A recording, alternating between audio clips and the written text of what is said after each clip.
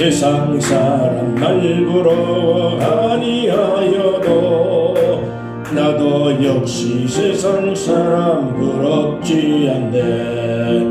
하나님의 크신 은혜 생각할 때에 할렐루야 찬송이 저절로 나네. 세상 사람 날 부러워하니하여도 이 세상의 권세자들 날 부러워해.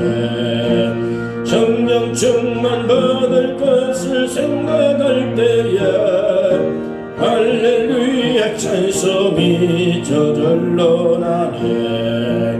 세상 사람 날 부러워하니하여도 나도 역시 부귀영화 부럽지 않네. 예수님의 신부 될 것 생각할 때에 할렐루야 찬송이 저절로 나네. 세상 사람 날 부러워하니하여도 하늘나라 천군 천사 날 부러워해. 영원토록 누릴 영광 생각할 때에 할렐루야 찬송이 저절로 나네. 세상 사람 날 부러워하니하여도 하늘나라 천군 천사 날 부러워해. 영원토록 누릴 영광 생각할 때에 할렐루야 찬송이 저절로 나네. 아멘. 자, 오늘 말씀은 성탄을 준비하는 동방박사라는 제목으로 함께 말씀을 나누겠습니다. 마태복음 2장 1절부터 12절까지 말씀입니다. 지금 나오는 앞에 사진이 동방박사 모습입니다. 지금 이 사진은 이스라엘 베들레헴에 가면 성탄교회라는 데가 있습니다. 그 성탄교회의 벽에 이 그림이 붙어 있습니다. 동방박사 세 사람. 이 세 사람이 예수님에게 찾아와서 경배를 드리고 그 황금과 유향과 몰약 세 가지 선물을 각자 드리고 있는 그림의 모습입니다. 이스라엘에 가면 그 건스탄틴 대제의 어머니 성 헬레나라고 하는 분이 베들레헴에 성지 순례를 왔다가 예수님의 탄생에 대한 이야기를 듣고 또 그것을 보고 마음에 감동을 받아서 그래서 그 아들 건스탄틴 대제에게 성전을 하나 지어주면 좋겠다 해서 지어놓은 성전이 베들레헴에 있는 예수님 성탄교회입니다. 이게 나중에 불이 나서 성전이 다 불타버렸는데 이것을 주 531년에 저스티누스 황제가 이것을 다시 재건을 해서 오늘날 성지순례를 가면 반드시 성도들이 들려오고 방문을 하고 가서 경배를 하는 장소가 성탄교회인 것입니다. 주 614년 페르시아, 지금은 이란이라는 나라인데 페르시아라고 하는 나라의 군대가 쳐들어와 가지고 성탄교회, 이 베들레헴 이스라엘 저 지역을 전부 다 성전을 다 허물어 버렸습니다. 성전을. 예? 그런데 베들레헴에 있는 성탄교회만 얌전하게 그냥 허물지 아니하고 보존을 시켰습니다. 이유가 뭐냐?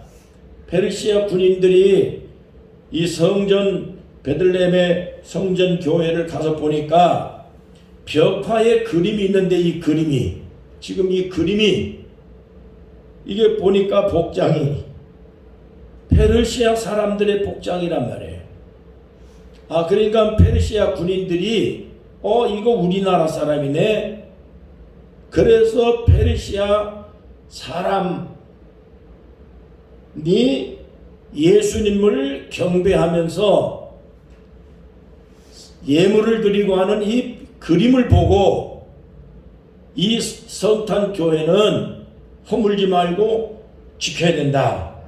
그래가지고 다른 성전들은 전부 다 허물어 버렸는데 베들레헴에 있는 성탄 교회는 페르시아 사람들이 잘 보존을 해서 531년에 저스티누스 황제가 재건을 해놓은 이 성탄 교회가 오늘날 그대로 보존이 잘 되어 있습니다. 그런데 들어가는 입구가 너무너무 좁아서 고개를 번쩍 들고는 못 들어갑니다. 입구가 너무 좁게 만들어놔서 그래서 들어가는 사람들만 다 고개를 숙여야 되고, 그리고 이렇게 다 이 겸손한 모습으로 예수님을 경배를 해야 된다. 그런 의미를 가지고 성탄 교회를 들어가는 문을 조그맣게 만들었다, 그런 얘기입니다. 누구든지 뭐 높은 사람이나 낮은 사람이나 예수님을 만나기 위해서는 고개를 숙이고 겸손하지 아니하면 예수님을 만날 수 없다. 그런 뜻을 가지고 만들어져 있는 교회가 바로 성탄 교회입니다. 그 교회에 이 벽화가 이렇게 잘 보존이 되어 있다 하는 겁니다. 동방박사 세 사람이 다 여기 뭐 하나씩 다 들고 있죠? 다 뭐 물건지 하나 다 들고 있죠? 예수님에게 드리는 선물입니다. 자, 그런데 이 동방박사들은 고향이 어디요? 팔레스타인, 이란. 그 이란에서 유대 땅 베들레헴까지 오는 길이 서울에서 부산까지 거리가 됩니다. 그러니까 서울에서 부산까지 지금이야 차를 타고 뭐 KTX 타고 가면 2시간, 3시간은 다 갈 수 있지만 옛날에는 서울서 부산까지 우리가 여기 대진에서 저 부산까지 가려면 최소한 10시간도 넘게 걸릴 겁니다. 옛날 같으면은 하루 온종일 다 걸어서 가도 다 도착이 안 될 겁니다. 그렇게 먼 길을 찾아서 동방박사 세 사람이 베들레헴 예수님 탄생한 곳까지 도착이 됐습니다. 자, 그런데 이 동방박사 이 세 사람들은 천문학자들이 천문학자. 말하자면 하늘에 있는 별을 보고 무슨 별인가, 저게 무슨 징조가 있는가, 그러면서 천문학을 연구하는 학자들이, 별을 연구하는 천문학자들의 천문학자. 자, 그런데 어느 날 이 세 사람이 별을 보고서 연구를 하고 있는데 예전에 발견하지 못한 이상한 별 하나가 나타났는데 그 별을 보니까 예사로운 별이 아니에요. 그래서 이 동방박사 세 사람이 과거에 지금까지 보았던 연구하고 또 우리가 발견했던 별하고는 특별한 별이 하나 나타나는데 저 별이 무슨 별인가 하고 연구하고 토의하고 그렇게 논의하다가 동방박사 세 사람이 의견이 저 별은 옛날부터 이 땅에 구세주가 탄생한다는 얘기가 있었는데 혹시 그 별이 아니겠느냐? 우리가 저 별이 가는 곳을 우리가 따라서 가야 되겠다. 그래서 동방박사 세 사람이 그 별을 바라보고 별이 가는 길을 따라서 오다가 보니까 부산에서 저 속초까지 온 거예요. 예? 부산에서 속초까지 별을 보고 오다가 왔는데 속초에서 별을 잃어버렸어. 예? 동방박사 세 사람이 팔레스타인에서 별을 보고 오고 물을 건너 산을 넘고 길을 건너 사막을 지나서 얼마나 멀고 험합니까? 오는 길이 뭐 평탄한 길이 아니잖아요. 그래서 별을 보고 별이 가는 곳을 따라서 오다 보니까 세상에 유대 땅 베들레헴까지 오게 된 거예요. 중간에서 별을 잃어버리고 헤매기는 했지만 다시 별을 발견하고 예수님이 탄생하신 베들레헴까지 도착을 해 보니 거기에 어린아이 하나가 어머니 품에 다 안겨 있는데 가서 보니까 그냥 보통 어린아이가 아니에요. 그 어린아이 모습을 보니 광채가 나고 일반 어린아이들처럼 그런 모습이 아니라 너무나도 감동을 받고 또 깨달음을 받고 동방박사 세 사람이 그 아기 예수님 앞에 납작 엎드려서 경배를 해. 경배를 하면서 본인들이 가져왔던 귀중한 예물, 한 사람은 황금을 드리고 한 사람은 유향을 드리고 한 사람은 몰약을 선물로 드렸다 그랬습니다. 예수님을 만나고 난 다음에 동방박사들이 너무나도 기쁘고 감격한 마음으로 하나님을 막 찬양을 한 거예요. 자, 여러분, 오늘 우리 첫째, 이번 돌아오는 주일이 성탄 주일이에요. 예수님이 탄생하신 그 성탄 예수님을 만나기 위해서 동방에 있는 박사들이 큰 먼 길을 마다하지 아니하고 오는 길이 힘들고 험하고 험한 이 산을 넘고 물을 건너고 강을 건너고 사막을 지나서 짐승들의 위협도 있을 것이고 강도의 위협도 있을 것이고 얼마나 힘들겠어요. 여기서 우리가 만약에 서울 간 옛날식으로 간다면 그게 하루에 갈 수 있겠느냐고요. 이 힘든 길을 이걸 마다하려고 왜 왔을까요? 구세주 예수님을 만나고 싶은 간절한 마음 때문에 그 먼 길을 포기하지 않고 찾아온 거예요. 뭘 보고 찾아왔을까요? 별을 보고 왔죠. 별을 보고. 자, 우리는 무엇을 보느냐, 무엇을 생각하느냐, 그에 따라서 사람이 인생이 달라지고 사람의 목적지가 달라지는 거예요. 그래서 자연 철학자 루소는 말하기를 철학자는 산에 올라가 가지고 인생을 배우고 음악가는 산에 올라가서 악성이 떠올라서 노래를 배운다. 근데 신앙인은 산에 올라가면 신의 음성을 듣는다 그랬습니다.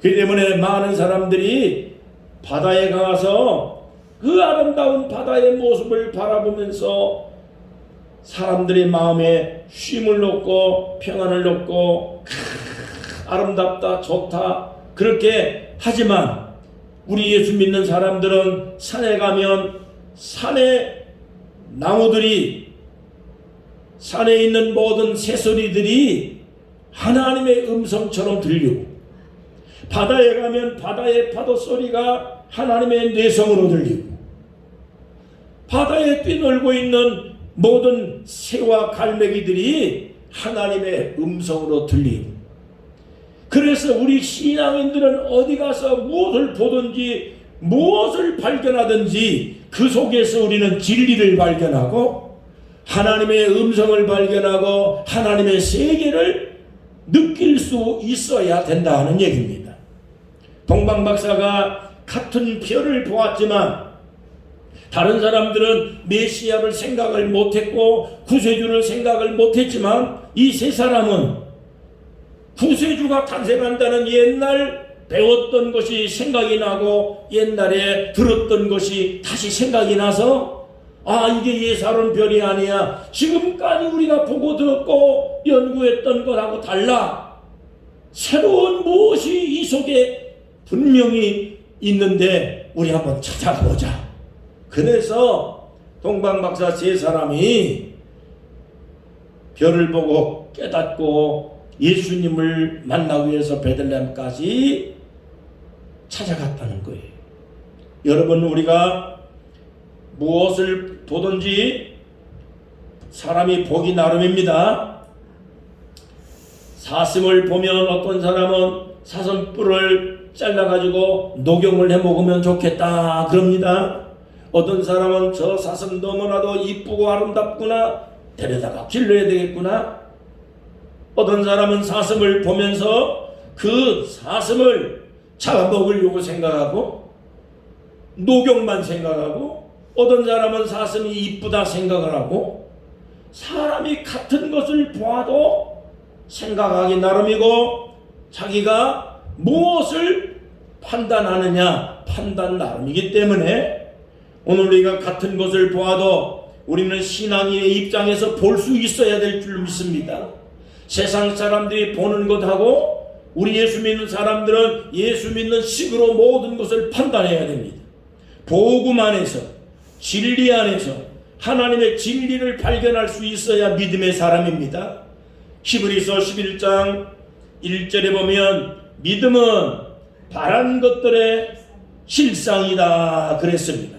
같은 세상에 살면서 어떤 사람은 지옥에 가고 어떤 사람은 천국에 가는 이유가 무엇일까요? 세상 전부라고 생각하고 이 세상만 바라보고 사는 사람은 지옥에 갈 수밖에 없는 것이고, 이 세상에 살면서 우리는 하나님의 나라가 있다, 우리는 천국에 가야 할 사람이다, 우리는 예수님을 만나야 된다, 이러한 생각을 가지고 사는 사람들은 예수님을 믿게 되어 있습니다. 예수님 인도하는 대로 살게 되어 있습니다. 그래서 천국까지 가는 것입니다. 여러분, 이 세상에 유명하다고 하는 사람들이 많이 있습니다.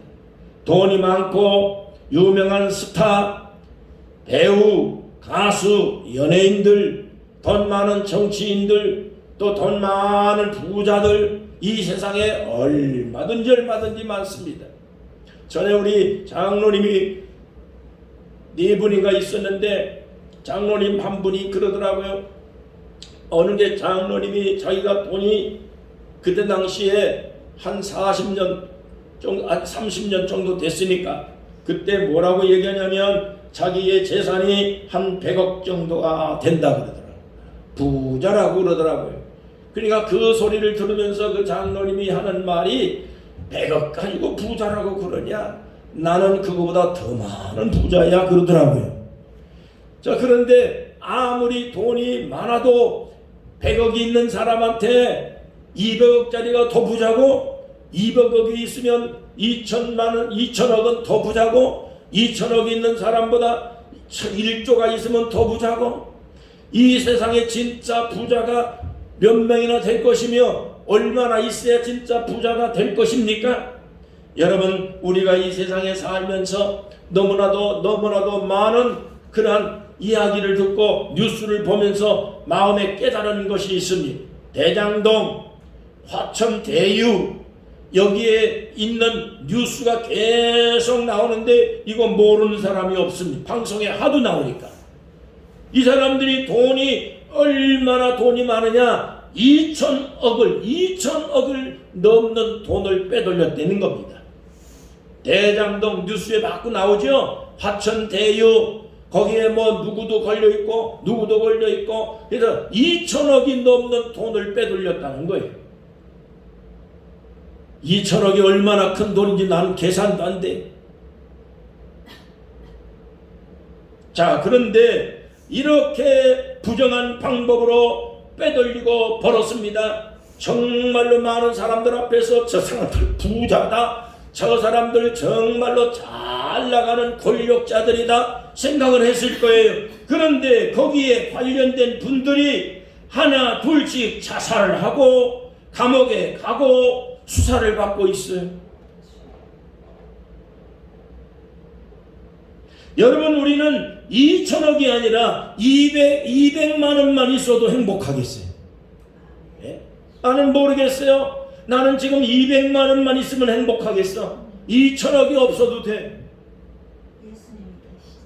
왜 그럴까요?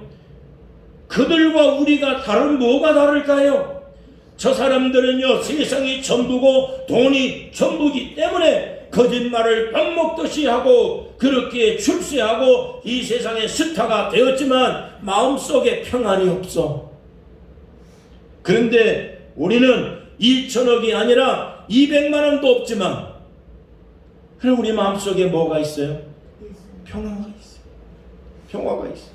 내 마음속에 기쁨이 있습니다. 별로 가진 것 없지만 우리는 평안합니다. 왜냐하면 부정하게 착복한 게 없기 때문에, 거짓말하고 우리가 그렇게 살지 않았기 때문에 내 마음속에 평안이 있는 거고 자신이 있는 거고, 2천억이 없지만 2천억을 가진 사람들은 자살하지만 우리는 자살할 이유가 전혀 없습니다. 왜냐? 우리의 마음에 예수 그리스도가 들어와 계시기 때문이에요. 천국을 바라보고 예수님을 바라보고 살기 때문에 세상이 부럽지 않은 겁니다. 그래서 아까 불렀던 찬송가가 바로 그겁니다. 세상 사람 날 부러워 아니하여도 나도 역시 세상 사람 부럽지 않아. 하나님의 크신 은혜 생각할 때 할렐루야 찬송이 저절로 나네. 세상 사람 날 부러워 아니하여도 나도 역시 세상 사람 부럽지 않네. 하나님의 크신 은혜 생각할 때에 할렐루야 찬송이 저절로 나네. 세상 사람 날 부러워 아니하여도 이 세상의 권세자들 날 부러워해.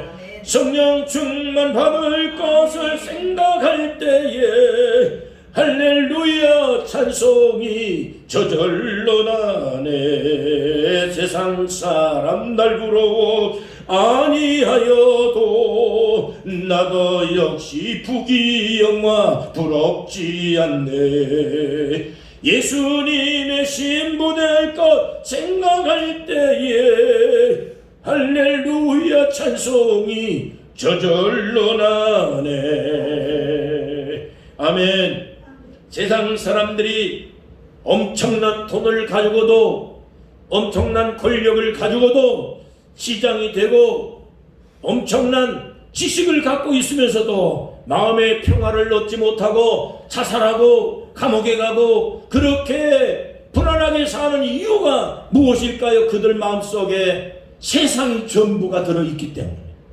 그러나 우리는 그들하고 비교할 수 없을 만큼 가난합니다. 가진 것 없습니다. 별 볼 일 없습니다. 그러나 우리는 평안합니다. 자신 있게 삽니다.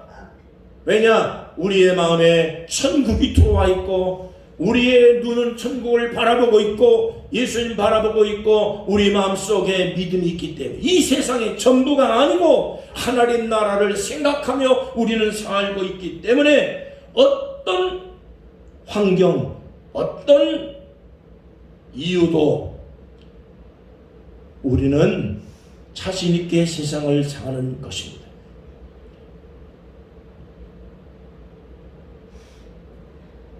요한계시록 22장 16절에 보면 예수님은 광명한 새벽별이라 그랬습니다. 동방박사들이 별을 보고 예수님 탄생하신 베들레헴까지 그 먼 길을 힘들고 어렵지만은 잘 참고 잘 견디고 찾아가서 예수님을 경배하고 예수님을 만나서 마음에 평안이 없고 기쁨이 충만했다 그랬거든. 오늘도 우리는 광명한 새벽별, 예수님은 우리의 별이에요. 별. 동방박사가 보고 찾아간 그 별이 우리의 별이에요. 우리는 예수님을 우리의 별로 삼고 예수님을 바라보고 갑니다. 예수님 바라보고 인생을 삽니다. 예수님은 우리의 인생의 내비게이션. 자동차를 가면 내비게이션을 딱 켜고 가면 어디를 가든지 간에 평안하고 안전한 길로 우리를 인도해 줍니다. 예수님은 우리의 길이요 진리요 생명이기 때문에 예수님을 통해서 하나님 아버지로 가는 길을 우리는 가는 사람들이, 예수가 우리의 천국 가는 길이고 우리의 인생의 성공의 길이고 우리를 진리길로 인도하시는 인도자이기 때문에 예수님을 우리의 인생의 별로 삼으시기를 축복합니다. 동방박사들처럼 예수님을 바라보면서 예수님이 인도를 꼭 받으면서 사시기를 주의 이름으로 축원합니다. 둘째, 동방박사는 예수님을 만나서 경배했다. 경배. 동방박사가 예수님을 만나서 경배한 경배. 그리고 난 다음에 마음속에 놀라운 기쁨과 소망이 넘치고 넘쳤다 그랬습니다. 경배라고 하는 말은 크리스마스라는 뜻이에요. 크리스마스라는 말은 그리스도를 말하는 크리스라는 말과 예배, 경배라고 하는 말의 마스라는 말이 뜻입니다. 그래서 그리스도, 마스, 경배, 예배, 이 두 가지 단어가 합쳐져 가지고 크리스마스가 된 겁니다. 다시 말하면 크리스마스는 예수 그리스도에게 경배해라 뜻입니다. 동방박사가 예수님을 만났을 때 그냥 기쁘고 감사하고 감격하고 놀라고 그냥 그렇게 만 게 아니라 경배한 경배. 경배라는 말은 엎드려서 절하다 뜻이에요. 엎드려 절하다. 예수 그리스도를 엎드려 절하고 예수님을 만난 것을 너무나도 감격한 마음으로 마음속에 기쁜 마음으로 받아들이고 예수님을 섬기는 그러한 중심으로 엎드려 절을 했다 그런 뜻입니다. 여러분, 오늘 우리는 우리 주변에 훌륭한 사람 많습니다. 그러나 아무리 훌륭하고 아무리 멋있는 사람이 있어도 우리는 그 사람을 경배하지 않습니다. 절대 아무리 유명한 목사님이라도 목사님을 경배해서는 안 됩니다. 우리는 천주교 신부들이 우리의 죄를 사해준다. 그래서 천주교 사람들은 신부님을 다 앞에 나가서 고해성사하고 죄사함을 받는다 그러는데 절대 성경은 그렇지 않습니다. 신부가 우리의 죄를, 목사님이 우리의 죄를 사해주는 것이 아니라 우리의 죄를 사해주는 것은 오직 예수 그리스도 뿐이에요. 예수님만 경배할 이유가 바로 그런 겁니다. 여러분, 그렇기 때문에 아무리 유명한 사람이라도 우리의 경배 대상은 없습니다. 경배는 오직 예수님에게만 하는 겁니다. 예수님은 왜 우리 경배 대상이냐? 예수가 우리의 구세주기 때문에. 우리를 지옥에서 멸망해서 건져주시고 우리의 죄사함을 위해서 십자가에 죽었다가 부활하신 분은 예수 그리스도 뿐이기 때문에 예수님만 경배하는 이유가 바로 그런 겁니다. 누가 나를 위해서 죽었다가 내 죄 때문에 죽었다가 죽은 지 사흘만이라도 아니 일주일만이라도 부활한다면 우리는 그분을 경배할 수 있습니다. 그러나 이 세상에 그런 분 아무도 없습니다. 예수 이외에는 아무도 없습니다. 예수 이외에는 절대로 다른 이로서는 구원 얻을 이름이 이 세상에 없느니라. 여러분, 그렇기 때문에 오늘 우리가 이번 성탄절에 간절한 마음으로 내 구세주인 예수 그리스도가 탄생했으니 예수님 경배하겠습니다. 경배하는 심정을 가지시기를 축복합니다. 요한복음 4장 23절, 하나님은 말세에 신령과 진정으로 예배하는 자들을 찾으러 온다 그랬습니다. 예수님이 다시 오시는 건 틀림없습니다. 그런데 다시 와서 누구를 만날 수 있겠느냐? 누구를 만나러 오신 누구를? 예배하는 자. 어떻게 예배를 해야 됩니까? 신령한 마음, 진정한 마음으로 예배하는 그 사람을 예수님이 만나러 온다 그랬어요. 오늘 신령과 진정이라는 말이 무엇일까요? 우리가 어마어마하게 큰 예배당에 가서 예배드리는 것이 신령일까요? 진정일까요? 아닙니다. 2명이라든 3명이든 오늘 우리가 드리는 지금 이 시간은 신령한 시간이고 진정한 예배 시간이기 때문에 이 자리에 주님 오신다면 바로 여러분들은 주님이 만나는 사람이고, 여러분을 만나기 위해서 주님은 이 세상에 다시 오시게 되어 있습니다. 그래서 우리는 예수님을 만나기 위한 준비를 해야 돼요. 언제 주님이 오시는지 알 수 없지만, 낮일는지 밤일는지 알 수 없지만, 여러분, 우리가 성탄절에 예수님을 영접하고 경배하듯이 언제라도 주님을 경배할 준비를 하고 살아야 된다. 그런 말씀을 오늘 우리가 깨닫고 살아가시기를 주의 이름으로 축원합니다. 세 번째, 동방박사는 예수님을 만나서 경배로 끝난 게 아니라 아까 말씀드린 대로 예물을 드렸다 그랬습니다. 세 가지 예물, 한 사람은 황금을 드렸고, 또 한 사람은 유향을 드렸고, 또 한 사람은 몰약을 드렸습니다. 황금은 임금에게 드릴 수 있는 가장 존귀한 예물이고, 유향은 제사 때 쓰는 아주 귀중한 향료였습니다. 몰약은 썩는 걸 방지하는 방부제 역할을 했습니다. 이 세 가지 물건은 최고의 존경의 표현이고 변함없는 사랑과 그리고 헌신을 약속하는 표시입니다. 그래서 동방박사는 예수님에게 평생 헌신하겠습니다. 순종하겠습니다. 주님이 최고입니다. 주님이 이 세상의 구세주입니다. 그것을 고백하는 의미에서 자기가 갖고 있는, 자기가 드릴 수 있는 최고의 물건을 골라서 선물로 드렸는데, 하나는 황금을 드렸고, 하나는 유향을 드렸고, 하나는 몰약을 드렸다 그 얘기입니다. 여러분, 오늘 우리가 다음 주일날 성탄절을 맞이합니다. 성탄절에는 절대로 빈손으로 예배드리면 안 됩니다. 성탄절 헌금을 반드시 별도로 봉투에 담아서 하나님 아버지 은혜 감사합니다.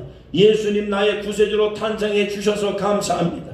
예수님 아니었으면, 예수님이 탄생을 안 하셨으면 우리는 여전히 죄 가운데 머물러서 지옥에 갈 수밖에 없을 거고, 우리가 하나님의 자녀가 어떻게 됐었을 것이며 천국을 우리가 감히 바라볼 수 있었겠습니까? 그래서 예수님이 탄생해 주신 그 은혜를 우리가 무엇으로 감사를 표시를 해야 되는지 알 수가 없지만은, 그래도 예수님 탄생하는 그 탄생한 날 성탄절을 그냥 보낼 수는 없어서 감사한 마음으로 우리가 가장 존경의 표시를, 사랑의 표시를 하나님께 헌금으로 표현을 하는 것입니다. 대장동 사람들이 저렇게 나쁜 짓 하려고 돈을 모으고 저렇게 돈을 벌었습니다. 그 나쁜 돈입니다. 방송에 나온 거 보니까 2천억이 넘는 돈이라고 그러더라고요. 그걸 그렇게 나쁜 방법으로 빼돌린 겁니다.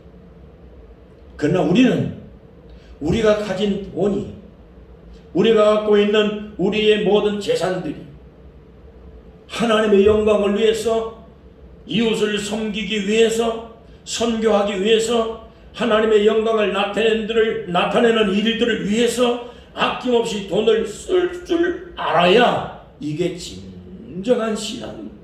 이것이 진정한 예배가 되는 겁니다.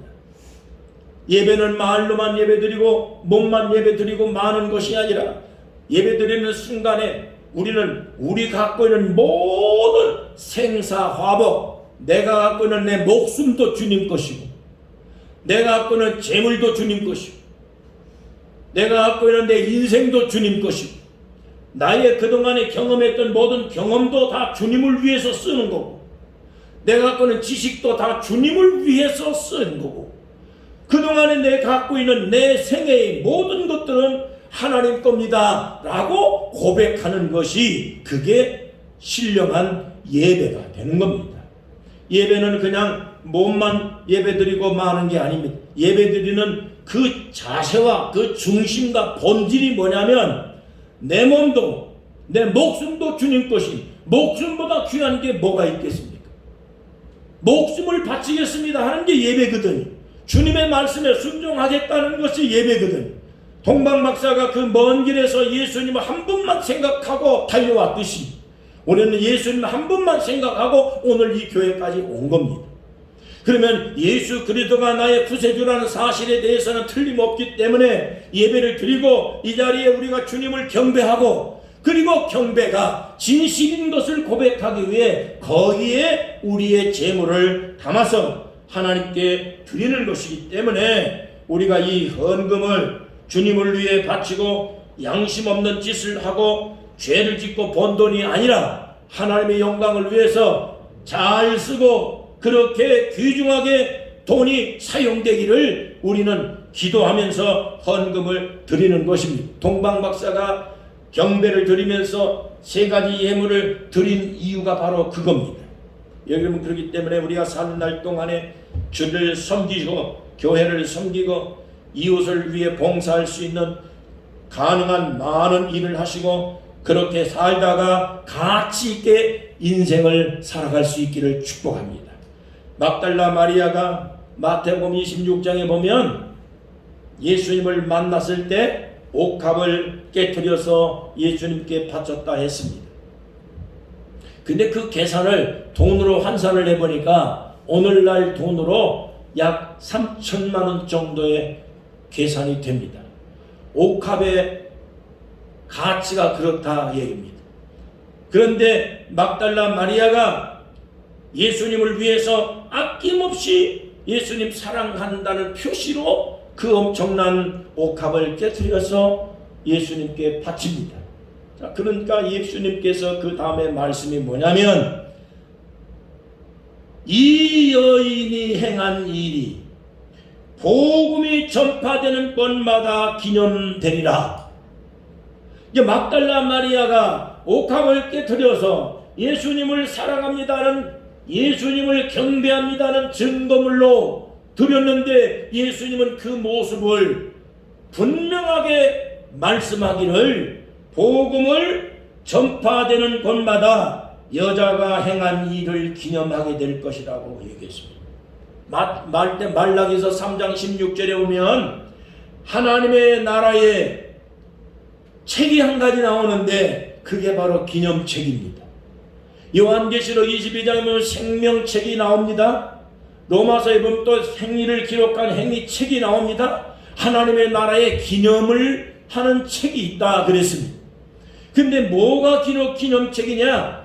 이 세상에서 하나님의 백성들이 하나님을 위해서 하는 모든 행동들, 하나님을 위해서 헌금하는 행동들, 다시 말하면 11조를 드리고 선교헌금을 드리고 주님을 위해서 봉사하며 예수 이름으로 하는 모든 일들에 대한 것을 남김없이 전부 다 장부에 기록을 해놔서 하나님의 나라에 이 사람을 기념으로 삼겠다라고 말씀한 내용이 나옵니다.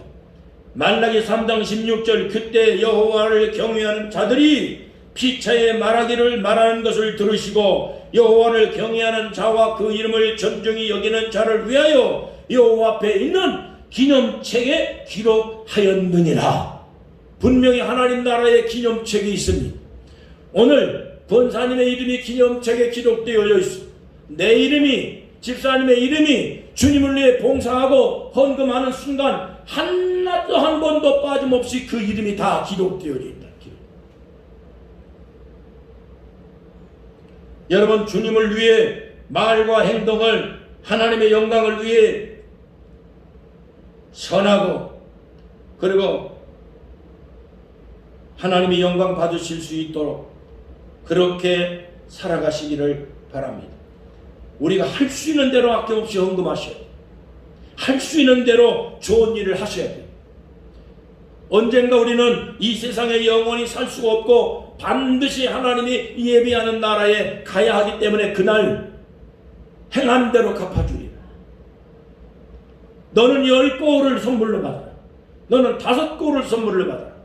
예수 믿는 거는 공평하게 구원받는 건 공평하지만 그러나 예수 믿고 난 다음에 주님을 위해서 얼마나 헌신하고 얼마나 수고하고 얼마나 많은 그러한 봉사를 했는가, 얼마나 많은 헌금을 했는가 하는 부분에 대해서는 하나님이 상급으로 전부 다 구분하기 때문에 후원은 공평하게 받지만 상급을 받는 건 본인이 살아간 모든 삶을 통해서 행위가 기록되어져서 남김없이 그대로 돌려받게 됩니다. 그래서 하나님의 보상이에요. 그렇기 때문에 마태복음 6장 20절 보물을 하늘에 쌓아두라 물질이 있는 곳에 내 마음도 있느니라.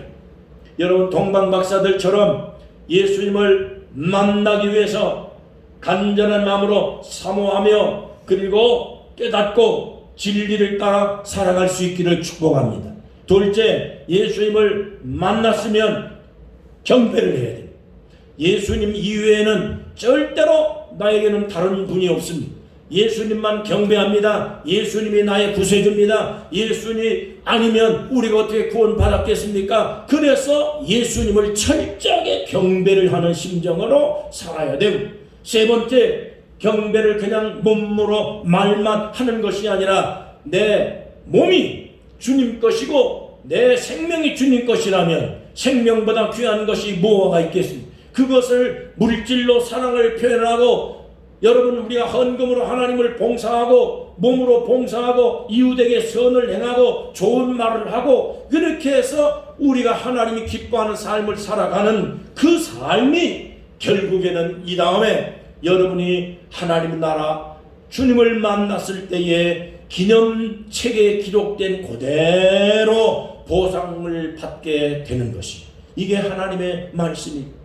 오늘 다음 주일날인 성탄절이 다가올 때마다 우리는 하나님 앞에 감사하며 기뻐해야 돼요. 제가 지난번에 여기 먼저 있던 성탄절 트리를 기도원에 문 목사님께서 하도 달라고 그러는데 이것을 갖다 줘야 되지, 안 갖다 줘야 되는지 제가 그걸 잘 판단을 못하겠어요. 그래서 누가 사다 놨는지 알 수도 없고, 그래서 몇 번 얘기를 해서, 그래서 지난주에 권사님 제가 말씀드렸듯이 우리는 큰 거 있으니까 작은 거를 갖다 주면 좋겠다. 그래서 제가 지난주에 그걸 치러다가 교회 강대상 앞에 딱 갖다가 설치를 해놨어요. 아무 소리도 안 하고, 누가 갖다 놨는지 알 수가 없어가지고 여기저기 다 헤매고 연락해보고 찾아보고 아무도 갖다 놓은 사람이 없다는 거예요. 그래서 지난 목요일날 만나서, 그래서 우리가 수요일 만나서 우리가 그걸 갖다 놨으니까 귀중하게 잘 보관해서 쓰시라고. 그래서 목요일날 가서 예배드리는 성전에 가서 보니까, 설치한 그 모습을 보니까 내 마음이 얼마나 기쁘고 반짝반짝하는 모습이 너무너무 감격하고 감사하고, 이게 이렇게 여기서 빛나는구나. 여기 우리가 여기 있으면 저 바깥에서 그냥 빛도 없이 다 그냥 놔뒀을 텐데 어느 자리에 그것이 가니까 그 자리에 빛내고, 그 교회에 멋있게 어울리고, 하나님께 기쁘고, 그 자기가 그걸 살라고 그러다 못 샀대요. 속초 시내 다 돌아다녀도 못 샀대요. 그래서 우리도 이걸 인터넷에서 구했는데, 인터넷 사면 될 텐데 인터넷을 모르니까 못하니까 그냥 볼 때마다 감사하고 기뻐요. 그래서 우리 권사님이 또 성탄절이 다 됐는데 이거 어떡하나 화분은 어떡하나 장식을 하긴 내야 되겠는데, 그래 내가 찾아봤죠. 꽃집에 가서 내가 다 찾아보고, 겨울살이가 잘 되는 꽃이 뭐가 있을까요? 내가 인터넷도 찾아보고, 그랬더니 겨울에 잘 사는 나무가 동백나무도 있고 성탄추리 비슷한 그런 화초가 있고, 또 그 다음에 천리향 같은 나무도 겨울살이가 겨울에 잘 사는 거니까 그 나무다 있다고 그러더라고. 그래서 내가 오늘 주일 끝나고 이제 모레날 내일 되면은 여기 가서 동백나무를 사든지 동백꽃 나무 사든지 천리향을 사든지 하면 겨울에 잘 사는 건데 사는 나무라니까, 겨울에 안 죽는다니까. 그래서 사다 놓으면 성탄절을 잘 우리가 장식을 할 수 있겠구나 하는 생각이 들어서 제가 아까 말씀을 못 드려도 제가 그 생각을 하고 있는 거예요. 어떻게 좋을까? 주님 앞에 성탄절 다음 주일날 장식을 해야 되겠는데 어떻게 할까? 연구를 하고 찾아보고 그래서 할 수 있는 게 딱 결론이 동백나무 동백꽃 핀 게 있으니까 천리향꽃 다 갖다 놓으면 천리향은 또 겨울의 꽃을 이렇게 살아난다는 거예요. 그래서 장식해 놓으면 우리가 작은 예배당이지만 작은 정성이지만 주님 내 정성 받으세요. 동방 박사가 황금은 드렸는데 내가 황금은 못 드려도 내가 주님을 위해 동백나무 꽃은 드리지요. 주님을 위해 내가 무슨 몰량은 유향은 못 드려도 막달라 마리아처럼 내가 3천만 원짜리 옥합은 못 드려도 주님을 위해서 성탄절을 장식하는데 장식나무 천리향나무 그거 2, 3만 원 하는데 그거 못 드릴 게 뭐 있겠습니까? 그런 심정을 가지고 이번 성탄절을 좀 꾸며보시고, 그리고 하나님께 감사하면서 동방박사처럼 예수님을 만나 기뻐하고 찬송하며 영광이 충만하시기를 주의 이름으로 축원합니다. 하나님 아버지 감사합니다. 오늘 우리가 성탄절 하나님의 전주일입니다. 이제 대림절 마지막 주일 예배를 드리면서 안나가 주님을 만나기를 위해서 사모하며 84년 동안의 성전을 떠나지 아니하고 기도했던 것처럼 시므온이 하나님을 아버지 섬기며 주님을 만나기를 사모했던 것처럼 동방박사가 이렇게 주님을 만나기 위해서 그 먼 길을 마다하지 아니하고 고난을 받으면서 그 산 넘고 물 건너서 베들레헴까지 와서 경배하고 아버지의 유황을 드리고 몰약을 드리고 황금을 드렸듯이 내 정성, 내 믿음, 내 헌금, 내 헌신을 주님 앞에 드리오니 받아주셔서 내 마음에 오시고 내 집에 오시고 내 인생에 오시고 예수님이 나의 구세주요 내가 예수님만을 경배하고 평생 하나님 아버지 나라에 갈 때까지 우리가 상받는 일을 하게 하시고 주님 앞에 영광 돌리는 일을 하게 하시며 봉사, 헌신, 수고할 수 있는 신앙의 사람이 되도록 축복하여 주시기를 간절히 기도합니다. 이번 성탄절 하나님의 동방박사처럼 안나처럼 만나고 시므온처럼 하나님을 찬양하며 하나님께 영광을 돌리는 복된 성도들 되게 하시며 이 땅의 모든 그늘진 곳에 사는 외로운 사람들, 어려운 사람들, 낙심하는 사람들 하나님이 구해 주시사 온 세상에 이 대한민국의 이북 땅에 특별히 예수 그리스도의 복음이 전파돼서 진리의 하나님이여 저 거룩한 복음의 하나님의 생명이 이북 땅에도 하나님 세워지고 예배당이 세워지고 성탄절을 섬길 수 있는 복된 날이 속히 오도록 축복하여 주시옵소서. 오늘 대진교회를 통해서 하나님의 우리가 이렇게 이 사명을 받았으니 이 사명을 감당할 수 있도록 함께 기도하며 하나님 아버지 사명을 감당하도록 축복하시고 용기를 주시고 힘 주시고 물질 주시며 건강 주시며 성령의 충만한 은사와 권능들로 역사해 주시옵소서. 예수님의 이름으로 간절히 축복하며 기도하옵나이다. 아멘.